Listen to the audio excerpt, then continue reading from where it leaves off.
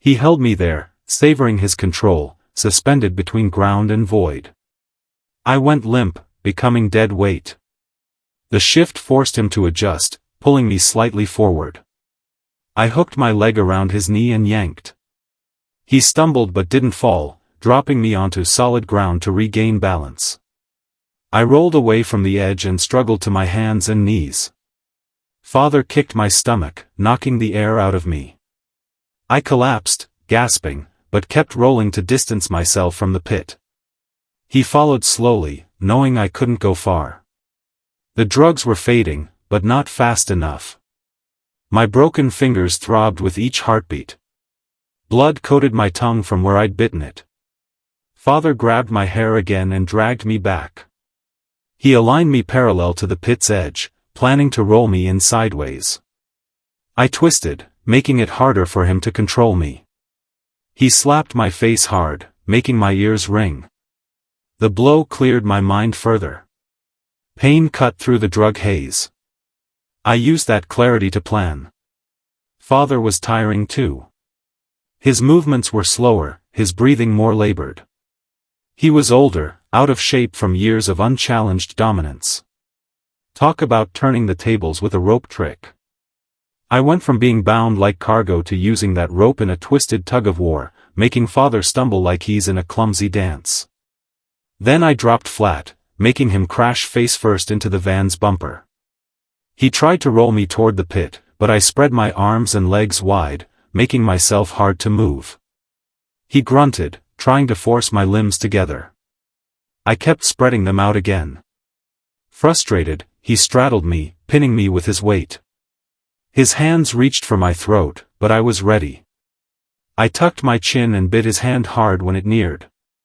He jerked back, shaking his hand in pain. I used his distraction to drive my knee up between his legs that he doubled over, rolling off me with a groan. I crawled away faster than before, the drugs fading. Father recovered quicker than I'd hoped, grabbing my ankle as I reached. He held me there, savoring his control, suspended between ground and void. I went limp, becoming dead weight. The shift forced him to adjust, pulling me slightly forward. I hooked my leg around his knee and yanked. He stumbled but didn't fall, dropping me onto solid ground to regain balance. I rolled away from the edge and struggled to my hands and knees. Father kicked my stomach, knocking the air out of me. I collapsed, gasping, but kept rolling to distance myself from the pit. He followed slowly, knowing I couldn't go far. The drugs were fading, but not fast enough. My broken fingers throbbed with each heartbeat. Blood coated my tongue from where I'd bitten it. Father grabbed my hair again and dragged me back. He aligned me parallel to the pit's edge, planning to roll me in sideways. I twisted, making it harder for him to control me. He slapped my face hard, making my ears ring. The blow cleared my mind further. Pain cut through the drug haze. I used that clarity to plan. Father was tiring too. His movements were slower, his breathing more labored. He was older, out of shape from years of unchallenged dominance. Talk about turning the tables with a rope trick. I went from being bound like cargo to using that rope in a twisted tug-of-war, making Father stumble like he's in a clumsy dance. Then I dropped flat, making him crash face first into the van's bumper. He tried to roll me toward the pit, but I spread my arms and legs wide, making myself hard to move. He grunted, trying to force my limbs together. I kept spreading them out again. Frustrated, he straddled me, pinning me with his weight. His hands reached for my throat, but I was ready. I tucked my chin and bit his hand hard when it neared. He jerked back, shaking his hand in pain. I used his distraction to drive my knee up between his legs that he doubled over, rolling off me with a groan. I crawled away faster than before, the drugs fading. Father recovered quicker than I'd hoped, grabbing my ankle as I reached the van's rear tire. I kicked back, hitting his chest. He held on, but the blow pushed him back slightly. I kicked repeatedly, each strike weaker but keeping him at bay. He switched tactics, grabbing both ankles and dragging me backward. I twisted onto my back and sat up, reaching for his face. My broken fingers were useless, but my good hand found his eyes. I pressed my thumb into his eye socket, forcing him to release my legs to shield his face. I scrambled under the van, hoping the tight space would hinder him. Father dropped to his knees, reaching beneath. His arms were longer, and he grabbed my shirt. The fabric tore as he pulled. I wrapped my arms around the van's drive shaft, holding on as my shirt ripped away. Father cursed and reached further, trying for a better grip. I kicked at his hands, striking his fingers. He pulled back, then tried another angle. The ground under the van was littered with oil stains and debris. I found a jagged metal piece, likely from an old muffler. I gripped it like a blade, slashing at Father's hands when they neared. He recoiled after a solid hit, his palm bleeding. He stood and circled the van, anticipating my exit. I stayed centered, watching his feet shift. His impatience made his movements predictable. When he moved to the passenger side, I crawled out the driver's side.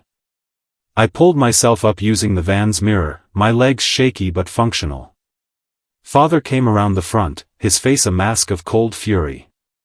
Blood dripped from his hand and arm where I'd cut him. His clothes were torn and filthy. He advanced, pushing me toward the pit again.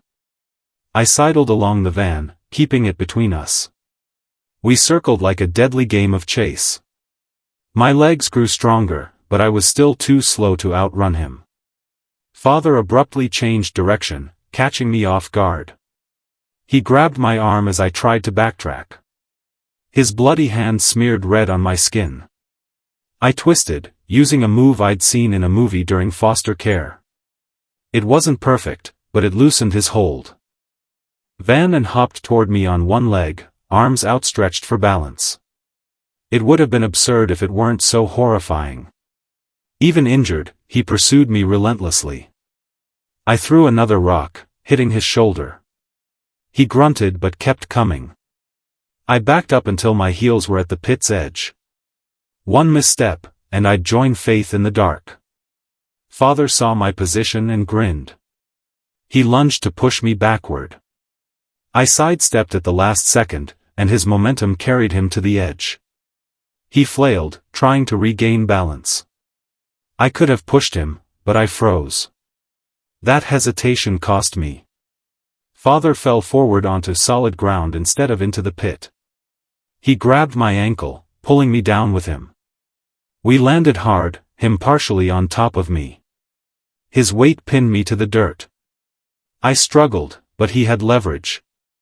His hands found my throat again. This time, I had nothing to defend with. My vision darkened at the edges.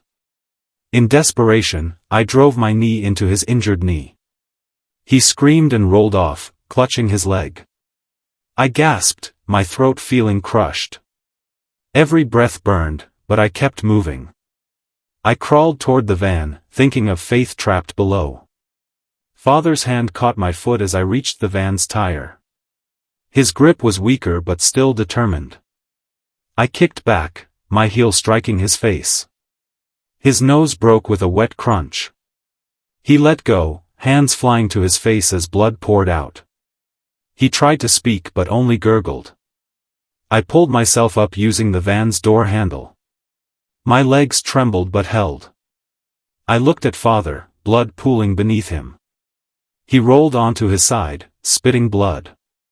His eyes met mine, still raging despite his injuries. He tried to stand, but his knee failed. He crawled, leaving a bloody trail. I stumbled to the driver's door and tried the handle, locked. The keys were at the pit's bottom. I searched for something to break the window. Father was closing in, crawling relentlessly despite his pain. I found a large rock near the front tire. I hefted it, my arms shaking. Father was feet away, reaching for my leg. I smashed the rock against the driver's window. It bounced off, the safety glass holding. Father's fingers grazed my ankle. I stepped back and swung again, putting my whole body into it. The window cracked, spiderwebbing. One more hit, and it shattered inward, glass pebbles covering the seat. I reached through and unlocked the door. Father grabbed my leg as I opened it. I fell half into the van, my upper body on the seat while he held my legs. He pulled me back, his grip slippery with blood. I grabbed the steering wheel with both hands, even my broken fingers gripping despite the pain. Father yanked harder, and my grip slipped. I kicked backward with both feet, hitting his broken nose. He released me with a howl. I scrambled into the van and slammed the door, locking it. Father pounded the window, leaving bloody handprints. His face was a mask of blood and fury. I searched for keys, knowing they were gone. The ignition was empty, cup holders bare. Father stopped pounding and looked for something to break the windows. I had to act fast. The van's interior light showed rope, water bottles, canned food. In the back, I saw a cell phone, likely forgotten in his haste. I climbed between the seats, my body aching. Something's odd about Father's relentless pursuit despite his injuries. Why's he so fixated on the pit when he's this hurt? His crawling with a shattered knee and broken nose makes me question what drives him through such pain. Father found a large branch and approached the passenger window. I grabbed the phone as he swung. The window shattered, glass showering me. The phone was locked, needing a passcode. I tried obvious combinations. His birthday, our address, all zeros. Nothing worked. Father reached through, trying to unlock the door that I scooted back, fumbling with the phone. Then I remembered seeing him unlock it during our monthly showers. A simple straight-line pattern. I tried it, and the phone unlocked. My hands shook as I dialed 911. Father was climbing through the window, glass cutting him as he pulled himself in. I kicked at his head while telling the operator our situation. I didn't know our location, only describing the mine shaft and begging them to track the phone. The operator said they were tracing the call, but it would take time. Father grabbed my foot, his bloody hand slipping but holding. I dropped the phone to defend myself, hearing the operator ask if I was still there. Father pulled himself further into the van, his face a mask of pain and determination. I grabbed a water bottle and smashed it against his head. The plastic did little, but the water mixed with his blood, getting in his eyes. He blinked, momentarily blinded. I grabbed the phone, shouting to the operator. Father lunged blindly, hands grasping. I rolled into the back of the van, putting seats between us. He pulled himself through the window and faced me. We stared across the van's interior, him bloody and injured but dangerous, me exhausted but clear-headed as the drugs faded. The operator mentioned units being dispatched, but they'd be too late. Father climbed over the seats toward me. I threw loops of rope at him, tangling his arms. He fought it, slowed by injuries. I kept the phone to my ear, the operator my only link to help. Father's bloody face twisted as he struggled with the rope. I pressed against the back doors, clutching the phone while the operator asked questions I couldn't answer. The drugs had mostly worn off, leaving sharp awareness. Faith was still in the pit, and help was too far. Father freed one arm and lunged. I dodged, making him crash into the back doors. He grunted, his injured knee buckling. He collapsed, breathing heavily. Blood from his nose soaked his shirt, spreading with each breath. I scrambled over him to the front, my broken fingers throbbing. Father grabbed my ankle as I reached the driver's seat. His grip was weak, slippery with blood and sweat. I kicked back, hitting his shoulder. He fell backward. I turned to see him struggling to sit up, sluggish from blood loss. The operator spoke of GPS and arrival times. I set the phone on speaker, placing it on the dashboard. Father crawled forward, dragging his injured leg. His resolve hadn't faded. I searched the van, finding only papers and a broken pen in the glove compartment. Under the passenger seat, I found a small tool kit. I grabbed a screwdriver as Father reached the front seats. He tried to pull himself up, but his strength was failing. I held the screwdriver defensively, my hand shaking. I couldn't use it as a weapon, but the threat might slow him. He paused, assessing. Blood dripped from his nose, his knee useless, but his eyes burned with rage. He reached for the screwdriver, testing my resolve. I pulled back, keeping it out of reach. The operator asked if I was still there. I confirmed, my voice hoarse. Father used my distraction to grab the phone. He held it, his thumb over the end call button. We locked eyes. If he disconnected, the police might lose us. Faith would stay in the pit. We'd vanish forever. His thumb neared the screen. I dropped the screwdriver and grabbed for the phone. We wrestled, the device slipping between our bloody hands. It fell, bouncing off the gearshift and landing near the pedals. We dove for it, colliding in the cramped space. Father's weight pinned me as we struggled. His blood dripped onto my face, mixing with my sweat and tears. I reached the phone first, but he grabbed my wrist, trying to pry it away. His grip was strong despite his injuries. I bit his hand, tasting blood. He jerked back, cursing, giving me space to roll away with the phone. The operator asked what was happening. I gasped that we were still here, needing help, my sister in a mine shaft. Father slumped against the passenger seat, his energy fading. His breathing was ragged, his face pale beneath the blood. But he wasn't done. He crawled toward the broken driver's window, planning to exit. I realized he might block the doors or break more windows. I climbed over the console and grabbed his shirt as he reached the window. We struggled, but his movements were sluggish. I pulled him back, both of us collapsing onto the driver's seat, exhausted. The phone had fallen again, the operator's voice distant. Father made one more attempt to reach the window. I wrapped my arms around his waist, holding him back. He was too weak to break free. We stayed locked in that position, him reaching, me holding on. Minutes felt like hours. His struggles weakened until he stopped. He slumped back, breathing shallow. I held on, not trusting his stillness. The operator's voice continued, a lifeline. I heard distant sirens. They grew louder. Father heard them too. He tensed, making one last attempt to break free, but his strength was gone. The sirens closed in. Flashing lights cut through the darkness. Father's breathing grew more ragged. He turned to look at me, his eyes defiant. His lips moved, but no words came. Vehicles arrived, headlights illuminating the scene. Car doors slammed, voices shouted commands. An officer approached the van cautiously. I called out that we were inside, my sister in the pit, urging them to hurry. The officer peered through the broken window, taking in the scene.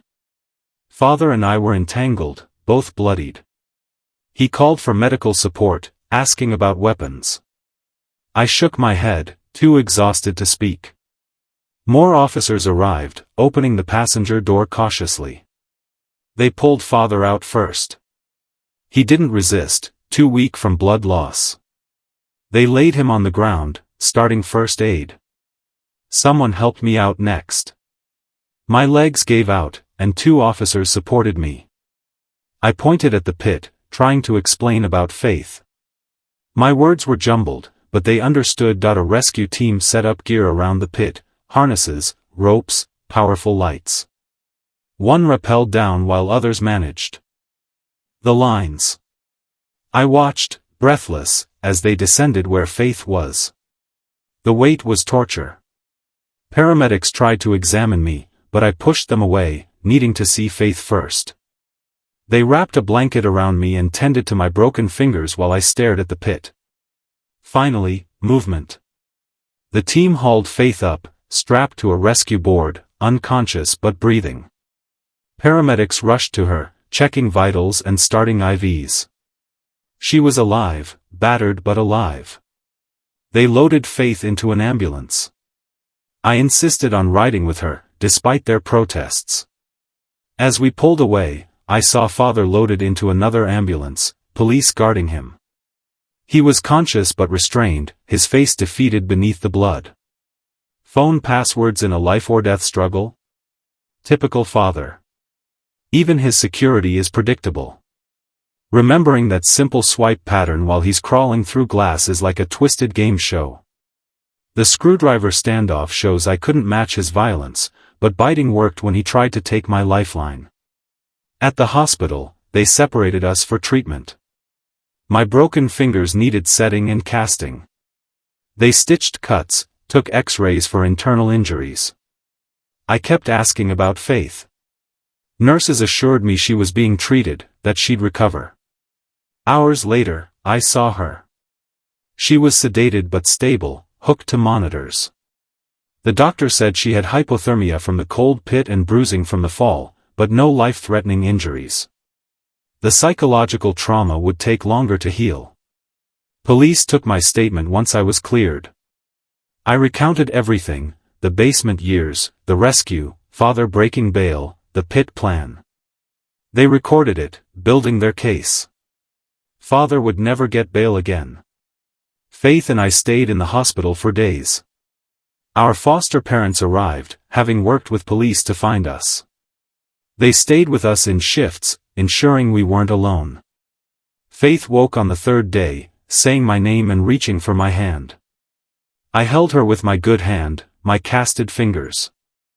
Useless. We didn't need words. We'd survived another darkness together. Child Services evaluated our placement, but our foster parents fought to keep us, citing our need for stability. The court agreed. We stayed with the family that showed us true care. Father's trial was swift. He pled guilty to avoid a longer sentence, but the judge gave him 25 years. Mother's parental rights were terminated. We were legally free from them. No more fear. Our foster parents helped us change our last names, a fresh start. Faith chose Sunshine as her middle name, defying the darkness we'd known. I picked Dawn for mine, symbolizing new beginnings. Recovery was uneven. Faith developed claustrophobia, unable to handle tight spaces.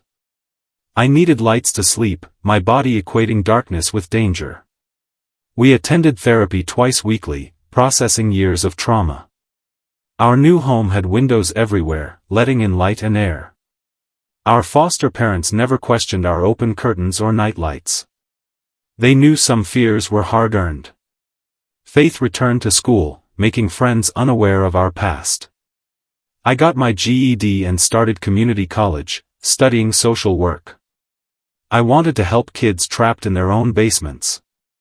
Our foster parents supported us every step.